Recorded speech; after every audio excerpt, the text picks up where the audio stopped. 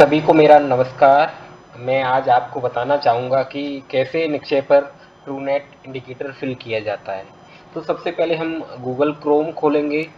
तो Google Chrome के address bar में सबसे पहले हम निक्षय .in लॉगिन करेंगे तो इस तरीके से पेज खुल के आएगा। तो सबसे पहले हमें करना क्या है, जो यूजर नेम है, जो भी हमारी ट्रूनेट साइट की PHI ID है, वो यहाँ पर हम डालेंगे। इसके बाद उसका जो भी पासवर्ड है वो हम यहाँ पर फिल करेंगे। देन लॉगिन पे हम क्लिक करेंगे। लॉगिन पे क्लिक करने के बाद इस तरीके से पेज खुल के आएगा। तो हम देखेंगे कि लेफ्ट साइड की तरफ निक्षय रिपोर्ट्स पर हमें क्लिक करना है। निक्षय रिपोर्ट्स पे क्लिक करने के बाद इस तरीके से एक नया पेज खुल के आएगा। तो इसमें भी हम लेफ्ट साइड की तरफ जाएंगे तो M&E फॉर्म्स है, जिसे हम बोलते हैं मॉनिटरिंग एंड वैल्यूएशन फॉर्म्स। हमें इस पर क्लिक करना है। इस पर क्लिक करने के बाद नीचे मंथली लैब रिपोर्ट आएगा और इसी मंथली लैब रिपोर्ट पर हमें क्लिक करना है। तो फिर इस तरीके से पेज खुलकर आएगा। तो हमें इसमें करना क्या है, हमें डाटा एंट्री करनी है मंथली लैब रिपोर्ट में, और हमें क्या फिल करना है, ट्रूनेट मंथली रिपोर्टिंग। तो हमें इस पर क्लिक करना है। तो इस तरीके से आ जाएगा। इसमें स्टेट ऑटोमेटिकली फिल होके आएगा, district, TV unit and PHI भी ऑटोमेटिकली फिल होके आएगी, और डेट ऑफ रिपोर्ट जैसे हम रिपोर्ट फिल कर रहे हैं वो वाली डेट होगी। इसके बाद हमें इसके नीचे क्लिक करना है। तो नीचे क्लिक करने के बाद hierarchy ID, date of report, edit wise automatically fill होके आएगा। के बाद हमें इसके नीचे लैब प्रोफाइल पे जाना है। तो लैब प्रोफाइल में हमें सबसे पहले name of the Truenat facility, हमारी ट्रूनेट फैसिलिटी का नाम क्या है। मान लीजिए हमारी ट्रूनेट फैसिलिटी का नाम STDC आगरा है। तो जब भी हर महीने हम फिल करें तो ट्रूनेट फैसिलिटी के नाम में कुछ भी गलत नहीं होना चाहिए। अगर आपने शुरुआत में STDC आगरा भरा है तो वो STDC आगरा ही होना चाहिए, कोई भी स्पेलिंग मिस्टेक नहीं होनी चाहिए। जो भी आपकी ट्रूनेट फैसिलिटी का नाम है वो आपको यहाँ पर लिखना है। इसके बाद type of facility, type of facility में क्या है, आपकी CSC है, डिस्ट्रिक्ट हॉस्पिटल है, DTC है, IRL है, मेडिकल कॉलेज है, NRL है, PSC है। तो हमारा IRL में आएगा तो हम IRL पे क्लिक करेंगे। तो आपका जो भी होगा वो आप सेलेक्ट करिए, CSC है, PSC है, या जो भी है वो आपको टाइप ऑफ फैसिलिटी में सिलेक्ट करना है। इसके बाद जो भी आपका complete mailing address with pin code होगा वो आपको यहाँ पे फिल करना है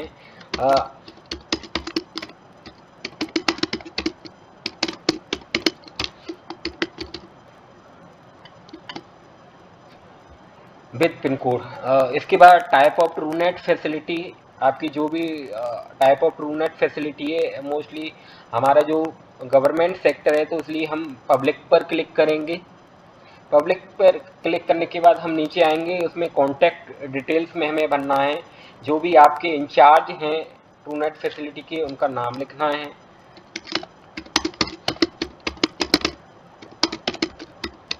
इसके बाद उनका मोबाइल नंबर,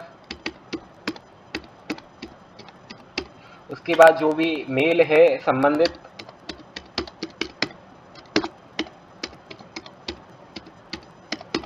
वो मेल डालना है पूरी कॉन्टैक्ट डिटेल्स में। इसके बाद डिटेल्स ऑफ मशीन में हमें जाना है। तो सबसे पहले टाइप ऑफ मॉड्यूल, यानी कि 3 टाइप की अभी हमारे प्रोग्राम में मशीनें काम कर रही हैं। यूनो यानी कि 1 मॉड्यूल की, डुओ यानी कि 2 मॉड्यूल की, क्वाट्रो यानी कि 4 मॉड्यूल की। हमारी जो मशीन है वो मान लीजिए डुओ है, हम डुओ पे क्लिक करेंगे। आपकी जो भी मशीन होगी, आपको यूनो है तो यूनो पे क्लिक करना है, डुओ है तो डुओ पे क्लिक करना है, क्वाट्रो है तो क्वाट्रो पे क्लिक करना है। नंबर ऑफ मशीन, यानी कि आपकी जो भी ट्रूनेट फैसिलिटी है वहाँ पर कितनी मशीनें हैं। हमारे यहाँ 1 मशीन है। इसके बाद serial number of the machine, serial number क्या है मशीन का वो हमें यहाँ पर फिल करना है। आपकी जो मशीन है उसका सीरियल नंबर आपको फिल करना है। मान लीजिए हमारी मशीन का सीरियल नंबर ये है। तो इसमें होगा क्या कि please enter maximum 4 digit numeric value only, जो भी आपकी जो मशीन का सीरियल नंबर है उसकी लास्ट के 4 डिजिट जो भी न्यूमेरिक वैल्यू में हैं वो आपको फिल करने हैं, क्योंकि ये अल्फ़ाबेटिकली लेगा नहीं, तो इसलिए हमें न्यूमेरिक जो वैल्यू है वो हमें लास्ट के 4 डिजिट वो हमें यहाँ पर फिल करने हैं। डेट ऑफ इंस्टॉलेशन, मान लीजिए हमारी मशीन 2022 में मार्च महीने की 18 तारीख को इंस्टॉल हुई है, तो आपकी जो भी इंस्टॉलेशन डेट होगी वो आपको फिल करनी है। इसके बाद डेट ऑफ लास्ट कैलिब्रेशन, मान लीजिए डेट ऑफ लास्ट कैलिब्रेशन हमारी मशीन का मार्च महीने की 28 तारीख को हुआ है। जो भी आपकी मशीन है उसका लास्ट कैलिब्रेशन हुआ होगा वो आपको यहाँ पर सेलेक्ट करना है। इसके बाद रिपोर्टिंग मंथ या ईयर, हमें मंथ सेलेक्ट करना है। मान लीजिए हम मई महीने का भर रहे हैं, अब जो भी महीने की रिपोर्ट भरे हैं वो आपको यहाँ पर सेलेक्ट करना है। इसके बाद ईयर हम 2025 का भर रहे हैं तो हमें ईयर 2025 सेलेक्ट करनी है। तो इसके बाद हम आते हैं वर्कलोड पे। तो वर्कलोड में सबसे पहला जो इंडिकेटर है वो है total number of MTB test performed using Truenat. तो सबसे पहला 1A की बात करें तो 1A में क्या आएगा, total number of MTV not detected. तो मान लीजिए हमारे यहाँ एमटीवी नॉट डिटेक्टेड आए 583। Total number of MTB detected हमारे यहाँ आए 69। इसके बाद 1C में आएगा total number of test showing invalid result. ऐसे कितने टेस्ट रिजल्ट थे जो कि इनवैलिड शो कर रहे थे, तो हमारे यहाँ 1 था।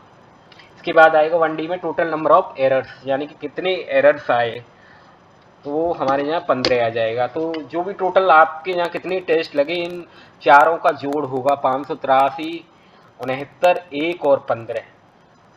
ये चारों का जोड़ जो होगा वो आपके यहाँ टोटल टेस्ट लगे होंगे। तो इसके बाद हम आते हैं जो भी डाटा है वो आपको आपके यहाँ जो भी टेस्टिंग हुई है वो एक्चुअल डाटा आपको यहाँ पर फिल करना है। इसके बाद हम नंबर 2 पे आएंगे। नंबर 2 इंडिकेटर है total number of RIF test performed using Truenat.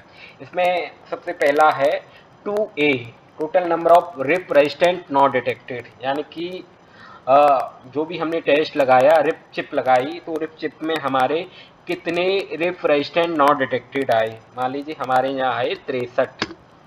Total number of RIF resistant detected आए 2B में, तो वो हमारे यहाँ आए 6। टोटल नंबर 2C में total number of rib indeterminate कितने आए, एक भी नहीं आया, 0 आया। टोटल नंबर ऑफ एरर्स 0 आया। तो ये तो बात होगी जब हमने रिप चिप लगाई तो उसमें से कितने रिप रेजिस्टेंट नॉट डिटेक्टेड आए, कितने रिप रेजिस्टेंट डिटेक्टेड आए, कितने रिप इंडिटरमिनेट आए, कितने टोटल नंबर ऑफ एरर्स आए। तो ये आपके यहाँ जो भी आपके यहाँ टेस्टिंग हुई है वो आपको एक्चुअल डाटा अपना फिल करना है। इसके बाद आएंगे हम रेफरल फ्रॉम पब्लिक सेक्टर।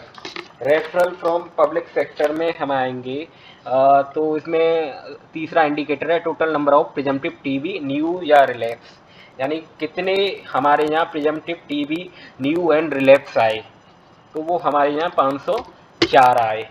तो इसके बाद चौथा इंडिकेटर है total number of presumptive DRTB notified TB patient and non responders, जो कि प्रिजम्पटिव डीआरटीबी होते हैं, तो वो आपके यहाँ कितने आए, हमारे यहाँ 100 आए। आपके यहाँ जो भी आए होंगे वो आपको एक्चुअल डाटा फिल करना है। इसके बाद 5वें नंबर पे हम आएंगे। 5वां इंडिकेटर है total number of pulmonary samples, जो भी हमारे यहाँ टेस्ट लगे उसमें से कितने पल्मोनरी सैंपल्स पब्लिक सेक्टर से आए।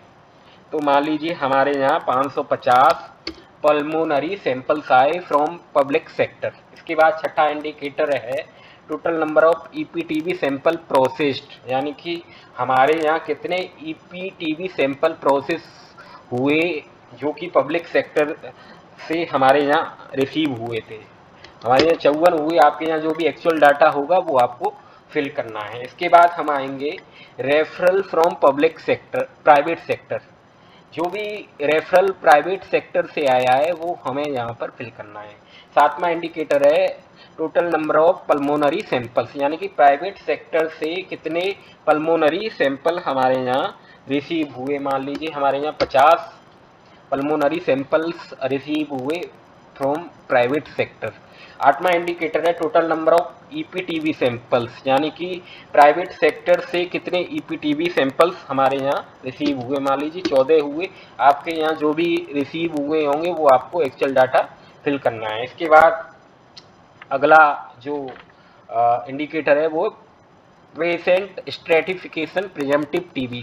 जो भी प्रिजम्पटिव टीबी है उनका पेशेंट स्ट्रेटिफिकेशन क्या है, तो इसमें सबसे पहला है PLHIV out of presumptive TB, यानी कि जितने भी प्रिजम्पटिव टीबी थे उसमें से कितने PLHIV थे जिनकी हमारे यहाँ टेस्टिंग हुई, 9वें इंडिकेटर में पूछा गया है, उनमें से कितने MTB नॉट डिटेक्टेड आए। हमारे यहाँ 5 MTB नॉट डिटेक्टेड आए। PLHIV out of presumptive TB में से 10वां जो इंडिकेटर है उसमें से कितने MTB डिटेक्टेड आए, 1 MTB डिटेक्टेड आया। 11वें इंडिकेटर है रेफ्रेस्टेंट नॉट डिटेक्टेड, कितने आए, हमारे यहाँ 1 रेफ्रेस्टेंट नॉट डिटेक्टेड आया। रेफ्रेस्टेंट डिटेक्टेड कितने आए 12वें इंडिकेटर में, वो हमारे यहाँ 1 भी नहीं आया।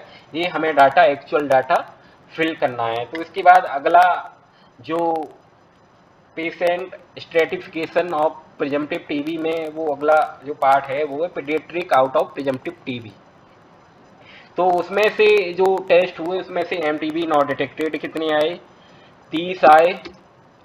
MTB डिटेक्टेड कितने आए, 5 आए। और रेफ्रेस्टेंट नॉट डिटेक्टेड कितने आए, 4 आए। रेफ्रेस्टेंट डिटेक्टेड कितने आए, 1 आया। तो जो भी आपके यहाँ जो टेस्टिंग हुई paediatric out of presumptive TB cases की, तो उसमें से जो भी एक्चुअल डाटा होगा वो आपको यहाँ पर फिल करना है। तो इसके बाद अगली कैटेगरी है smear negative x-ray suggestive of TB. जो भी आपके यहाँ इन केसेस में से टेस्टिंग हुई उसमें से कितने नेगेटिव आए, MTB नॉट डिटेक्टेड आए। मान लीजिए हमारे यहाँ 20 MTB नॉट डिटेक्टेड आए। MTB डिटेक्टेड कितने आए, हमारे यहाँ 10 MTB डिटेक्टेड आए। और रेफ्रेस्टेंट नॉट डिटेक्टेड कितने आए, 9 हमारे यहाँ रेफ्रेस्टेंट नॉट डिटेक्टेड आए। 20 में रेफ्रेस्टेंट डिटेक्टेड कितने आए, 1 हमारे यहाँ रेफ्रेस्टेंट डिटेक्टेड आया। तो ये बात हो गई इसमें negative x-ray suggestive of TB cases की जो हमारे यहाँ टेस्टिंग हुई है। आपके यहाँ जो भी टेस्टिंग हुई है वो आपको यहाँ पे एक्चुअल डाटा टेस्टिंग का फिल करना है, क्या उसका रिजल्ट था उसके आधार पे। उसके बाद अगली जो कैटेगरी है वो है other vulnerable group as per ACF guideline. जो भी ACF गाइडलाइन के अनुसार जो भी अदर वल्नरेबल ग्रुप आता है उसमें कितनों की टेस्टिंग हुई और उसमें से क्या रिजल्ट आया। तो 21 में उसमें से जो टेस्टिंग हुई उसमें से MTB नॉट डिटेक्टेड कितने आए, मान लीजिए हमारे यहाँ 200 MTB नॉट डिटेक्टेड आए। MTB डिटेक्टेड कितने आए, 20 हमारे यहाँ MTB डिटेक्टेड आए। रेफ्रेस्टेंट नॉट डिटेक्टेड कितने आए, 20 की 20 रेफ्रेस्टेंट नॉट डिटेक्टेड आए। रेफ्रेस्टेंट डिटेक्टेड कितने आए, हमारे यहाँ 1 भी रेफ्रेस्टेंट डिटेक्टेड नहीं आया। जो भी आपके यहाँ टेस्टिंग हुई है उसका एक्चुअल डाटा आपको यहाँ पर फिल करना है। इसके बाद contact of TB and DRTB patients. तो जो भी आपके यहाँ टेस्टिंग हुई है उसमें से 25वें नंबर पे MTB नॉट डिटेक्टेड कितने आए, हमारे यहाँ 20 आए। उसमें से जो भी टेस्टिंग हुई है contact of TB and DRTB patients की। इसके बाद 26 में जो इंडिकेटर है उसमें MTB डिटेक्टेड कितने आए, MTB डिटेक्टेड हमारे यहाँ 3 आए। 27वां जो इंडिकेटर है रेफ्रेस्टेंट नॉट डिटेक्टेड कितने आए, हमारे यहाँ 3 आए। रेफ्रेस्टेंट डिटेक्टेड कितने आए, 0 हुआ। जो भी आपके यहाँ टेस्टिंग हुई है उसका एक्चुअल डाटा आपको फिल करना है इस कैटेगरी का।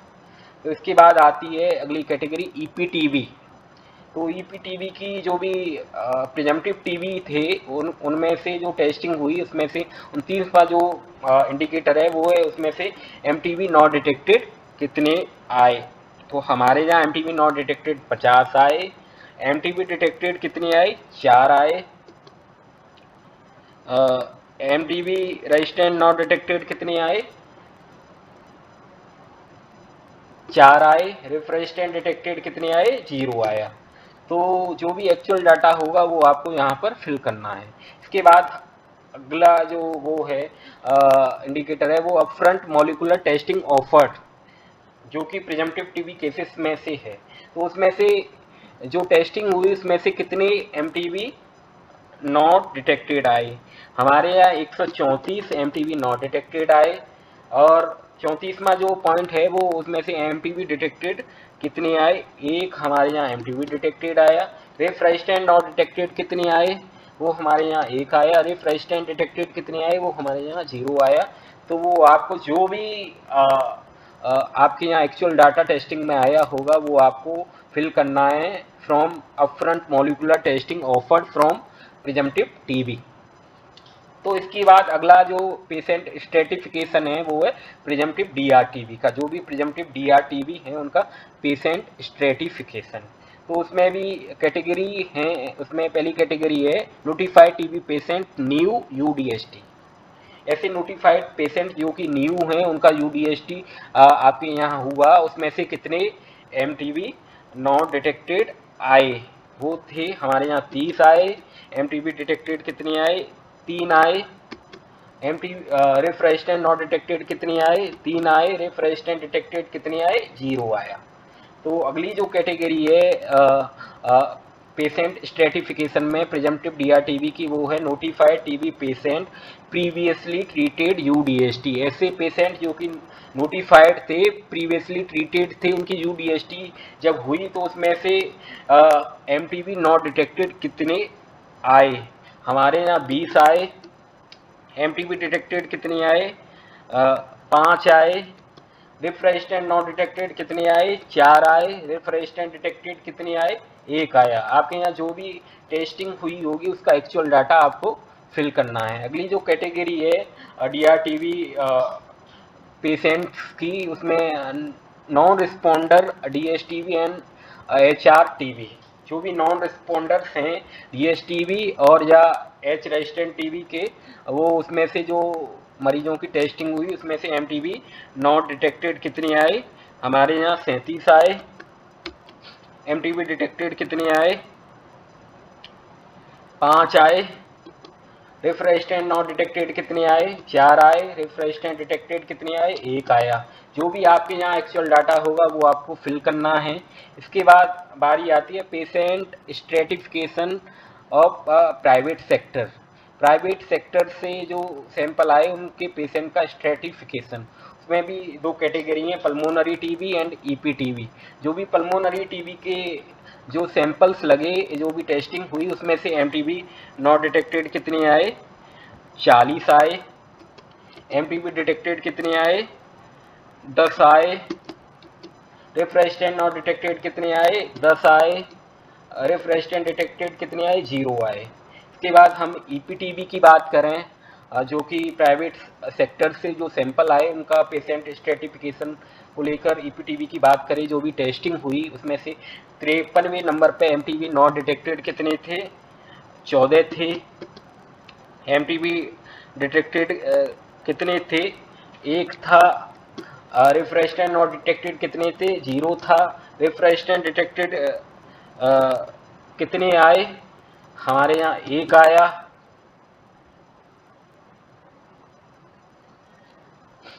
इसके बाद हम अदर्स में आएंगे। तो अदर्स की बात करें तो अदर्स में 57वां जो इंडिकेटर है वो है number of error during DNA extraction. जब हमने ट्रूनेट में डीएनए एक्सट्रैक्शन किया उसमें कितने एरर आए, हमारे यहाँ 0 आए। 58वां जो पॉइंट है वो है number of repeat test for TB diagnosis out of serial number 1C and 1D। यानी कि 1C 1D में क्या था, 1C total number of test showing invalid result, total number of errors जो थे उसमें से कितनों का रिपीट टेस्टिंग हुई, वो हमें यहाँ पर फिल करनी है। वो हमारे यहाँ 16 टेस्ट रिपीट हुए ना। Number of MTB detected out of serial number 58, जो 59वां जो पॉइंट है, जो भी हमारा 58वां पॉइंट है उसमें से जो भी रिपीट टेस्टिंग हुई उसमें से एमटीबी डिटेक्टेड कितने आए, 0 आए। इसके बाद 60वां जो पॉइंट है वो number of repeat test for rifampicin resistant out of serial number 2C and 2D। 2C and 2D ऊपर हम देखेंगे। 2C 2D total number of rib indeterminate, total number of errors जब हमने रिप चिप लगाई तो वो हमारे यहाँ 0 आए। तो रिपीट टेस्टिंग भी 0 ही हुई होगी। जो भी आपके यहाँ अगर कुछ आता है तो उसकी हमें रिपीट टेस्टिंग करनी है, वो एक्चुअल डाटा हमें फिल करना है। इसके बाद 61वां जो इंडिकेटर है हमारा, number of rifampicin resistant detected serial number of 60। जो भी सीरियल नंबर 60 में जो भी रिपीट टेस्ट हुए उसमें से कितने रिफॉर्म्सिंग रेजिस्टेंट डिटेक्टेड आए, तो वो हमारे यहाँ कोई हुई नहीं तो टेस्टिंग वो 0 ही होगा। आपके यहाँ जो भी एक्चुअल डाटा होगा वो आपको फिल करना है। इसके बाद 62वां जो इंडिकेटर है, total number of sample sent for first line and second line DRT LPA out of serial number 2A and 2B। जो भी हमारे यहाँ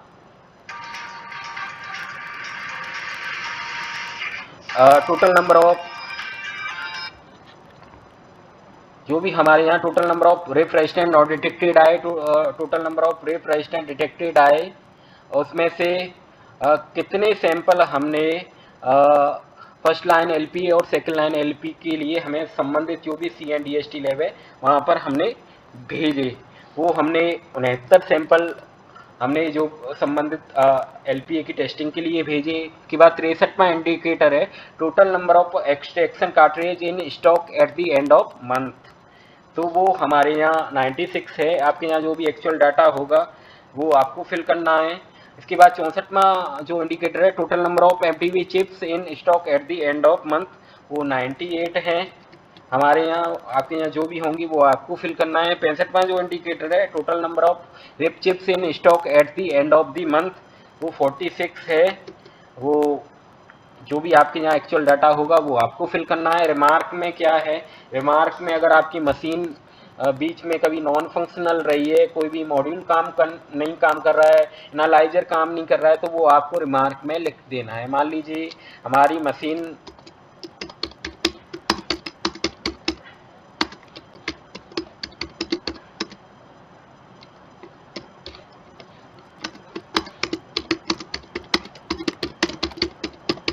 यानी मान लीजिए हमारी मशीन 2 दिन के लिए नॉन फंक्शनल रही मई मंथ में, तो वो हमने रिमार्क में लिख दिया। आपके यहाँ जो भी कंडीशन होगी वो आपको रिमार्क में लिखनी है और लास्ट में जाके आपको सबमिट कर देना है। तो जो भी डाटा आपको फिल करना है वो बिल्कुल एक्चुअल डाटा फिल करना है। जो भी आपके यहाँ टेस्टिंग हुई है उसमें कोई भी मिस्टेक नहीं होनी चाहिए। सबसे पहले आप एक्सेल में भर लीजिए, उसके बाद देख कर ये डाटा फिल करिए जिससे कि एरर होने के, जो भी मिस्टेक होने के चांसेस कम रहे हैं, और सबमिट कर दीजिए और आपका जो भी TrueNAT इंडिकेटर है वो सबमिट हो जाएगा नेक्स्ट स्टेप पर।